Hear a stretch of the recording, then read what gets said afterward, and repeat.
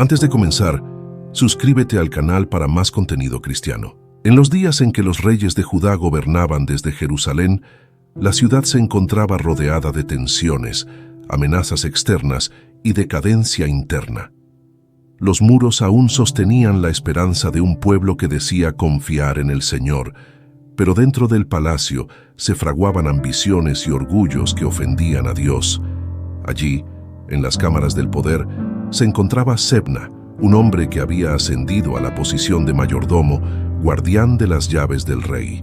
Era un puesto de inmensa influencia, porque en sus manos reposaban las puertas de acceso a la casa real y el destino de quienes podían entrar o no ante el trono.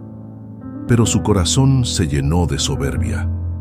No miraba al pueblo como un padre ni como un servidor, sino como alguien que veía en su cargo un trampolín hacia la gloria personal. Mandó construir para sí un sepulcro magnífico en lo alto, esculpido en roca, como si fuera digno de reposar entre los héroes de la nación. Se exaltó a sí mismo, como si su nombre quedara grabado en la eternidad. El Señor no guardó silencio. Envió a Isaías con un mensaje fuerte y claro. ¿Qué tienes tú aquí y a quién tienes aquí, que labraste para ti sepulcro en lugar alto? He aquí que el Señor te llevará en duro cautiverio. Te cubrirá de confusión y te hará rodar como bola por tierras espaciosas. El tiempo de Sebna había terminado. Su llave sería arrebatada. La autoridad que había usado para su vanidad sería puesta sobre otro. El orgulloso sería derribado y el siervo fiel levantado. En medio de esa sentencia aparece un nombre nuevo: Eliasim, hijo de Hilcías. No un rey, no un príncipe, sino un siervo. Su elección no fue por linaje de poder, ni por aspiraciones humanas, sino por el dedo de Dios que lo llamó en el momento preciso. El Señor declaró: acontecerá en aquel día que llamaré a mi siervo Eliasim, hijo de Hilcías, y lo vestiré de tus vestiduras, lo ceñiré de tu talabarte, y entregaré en sus manos tu potestad, y será padre al morador de Jerusalén y a la casa de Judá. El contraste era evidente. Sebna había usado la autoridad para ensalzarse. Eliasim la recibiría para servir como padre. El uno buscó grandeza en la muerte. El otro fue honrado para dar vida a su pueblo. Dios no puso a Eliasim como tirano, sino como padre. Y un padre no existe para su propia gloria, sino para proteger, guiar y cuidar. Esa diferencia marcó el rumbo de Jerusalén. Entonces vino la promesa más grande.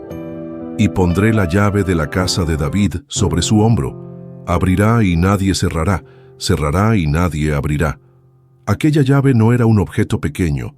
En tiempos antiguos, las llaves eran grandes, pesadas, de hierro o bronce, y llevarlas sobre el hombro era signo de máxima autoridad. Eliasim tendría poder absoluto en el palacio. Nadie podría cuestionar su decisión. Si él abría una puerta, quedaba abierta. Si la cerraba, nadie osaba forzarla. Era el guardián de los tesoros del rey, el administrador del acceso a la presencia real. Pero más allá de su dimensión terrenal, esa llave cargaba un misterio eterno. Era llamada la llave de la casa de David, y todo lo que se relacionaba con David llevaba consigo un eco profético del Mesías. No era solo el traspaso de un cargo administrativo, era un destello del gobierno de Dios que vendría en plenitud siglos después. Sobre los hombros de un siervo terrenal se depositaba la sombra de lo que un día reposaría sobre los hombros del Hijo de Dios. Isaías continuó la visión: y lo fijaré como clavo en lugar firme, y será por asiento de honra a la casa de su padre.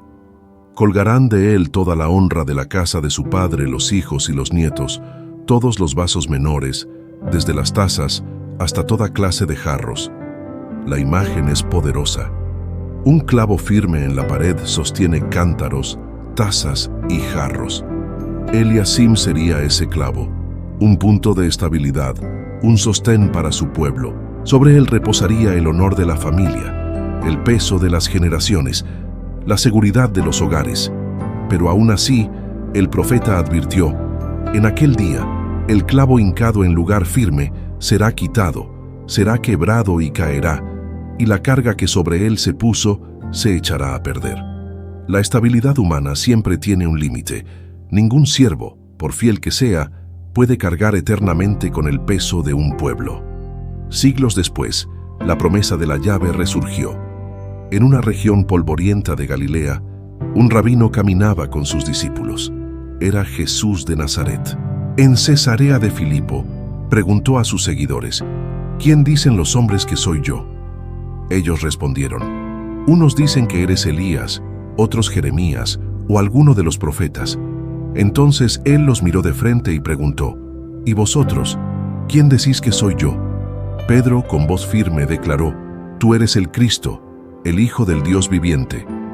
Ante esa confesión, Jesús respondió con palabras que atravesaron los siglos: bienaventurado eres, Simón, hijo de Jonás, porque no te lo reveló carne ni sangre, sino mi Padre que está en los cielos. Y yo también te digo que tú eres Pedro, y sobre esta roca edificaré mi iglesia, y las puertas del Hades no prevalecerán contra ella. Y a ti te daré las llaves del reino de los cielos. Todo lo que ates en la tierra será atado en los cielos, y todo lo que desates en la tierra será desatado en los cielos. La llave de David volvía a resonar, ya no sobre los hombros de un administrador del palacio, sino en manos del Hijo del Hombre, que estaba fundando un reino eterno. En ese momento, Jesús estaba anunciando que la autoridad para abrir y cerrar no sería solo un símbolo de gobierno humano, sino el poder de abrir el acceso al cielo mismo. Y aún más glorioso se reveló cuando, ya resucitado y exaltado, el Cristo habló en Apocalipsis a la iglesia de Filadelfia. Esto dice el Santo, el verdadero, el que tiene la llave de David, el que abre y nadie cierra, y cierra y nadie abre. Yo conozco tus obras. He aquí, he puesto delante de ti una puerta abierta, la cual nadie puede cerrar. Allí está el cumplimiento supremo. El que cargó sobre sus hombros la cruz, ahora sostiene en sus manos la llave de David. Nadie puede arrebatarla. Nadie puede discutir su autoridad. La llave simboliza acceso, autoridad y responsabilidad. Acceso, porque abre lo que estaba cerrado. En Cristo el velo del templo se rasgó y la puerta al lugar santísimo quedó abierta. Autoridad, porque decide quién entra y quién queda fuera. En Cristo las puertas de la muerte y del infierno no pueden resistir. Responsabilidad, porque llevar una llave en el hombro es cargar con el peso de otros. Cristo lo llevó todo en la cruz, la culpa, el dolor, la maldad del mundo, y con ese sacrificio ganó el derecho eterno de abrir las puertas de la vida. El contraste con Sebna vuelve a ser aleccionador. El orgulloso que se exaltó a sí mismo fue derribado. Eliasim, el siervo, fue levantado, aunque su tiempo tuvo un final. Cristo, en cambio, siendo Señor, se humilló como siervo y se levantó como Rey eterno. La llave que Eliasim portó fue temporal, la que Cristo posee es eterna. La autoridad del hombre es pasajera, la de Cristo es inmutable. El clavo de Eliasim fue firme por un tiempo, pero finalmente se quebró. El clavo de Cristo fue su cuerpo atravesado en la cruz, y ese clavo se convirtió en el sostén de toda la humanidad. Allí se colgó el peso de nuestros pecados, y allí quedó asegurada nuestra salvación. Este relato no es solo historia, es espejo. Cada uno de nosotros guarda llaves pequeñas, la llave de nuestras decisiones, de nuestras relaciones, de nuestro corazón. ¿A quién confiamos esas llaves? Si las usamos como Sebna, buscando nuestra gloria, terminaremos perdiéndolo todo. Si las entregamos como Eliasim, siendo siervos fieles, hallaremos propósito. Pero si finalmente las ponemos en manos de Cristo, hallaremos la seguridad eterna, porque lo que Él abre nadie puede cerrarlo, y lo que Él cierra nadie puede abrirlo.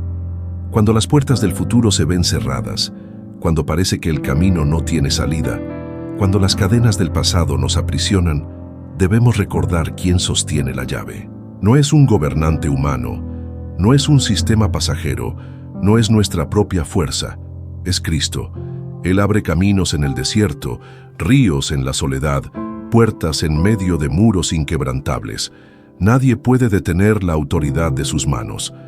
El relato de Isaías comenzó con el derribo del orgulloso y el levantamiento del siervo. terminó con la advertencia de que aún el siervo fiel era limitado. Pero en Cristo la historia alcanza su plenitud. Él es el mayordomo eterno, el rey siervo, el portador de la llave de David. Lo que comenzó como sombra en Jerusalén se convierte en realidad eterna en el Hijo de Dios. Hoy la llave ya no cuelga del hombro de un siervo mortal, sino que descansa en las manos traspasadas del Rey inmortal. Y esas manos no solo abren las puertas del cielo, sino que llaman a la puerta de cada corazón. He aquí yo estoy a la puerta y llamo. Si alguno oye mi voz y abre, entraré a él, y cenaré con él, y él conmigo. La llave de David, símbolo de acceso, ahora invita a abrir la puerta interior de nuestra vida. Eliasim sostuvo un pueblo por un tiempo, pero Cristo sostiene a toda la humanidad para siempre. Eliasim cargó la llave sobre sus hombros, pero Cristo cargó la cruz. Eliasim fue fijado como clavo firme, pero Cristo fue clavado para darnos salvación. Y en su resurrección, la llave de David resplandece como signo de victoria eterna. Por eso, cada vez que el enemigo levante muros, cada vez que la desesperanza pinte puertas cerradas, cada vez que el futuro parezca inaccesible, recordemos estas palabras: yo soy el que tiene la llave de David. No hay cerrojo demasiado fuerte, no hay cadena demasiado pesada, no hay oscuridad demasiado profunda que pueda resistir la autoridad de su llave. El guión de la historia comenzó con un mayordomo infiel y un siervo fiel, pero culmina en un rey eterno. El orgulloso cayó, el siervo fue levantado, y el Hijo de Dios reina para siempre. Esa es la llave que abre y nadie cierra, la llave que cierra y nadie abre, la llave que asegura que los cielos están abiertos para quienes creen en Él. Esa es la esperanza firme, el clavo eterno, la puerta que nunca se cerrará.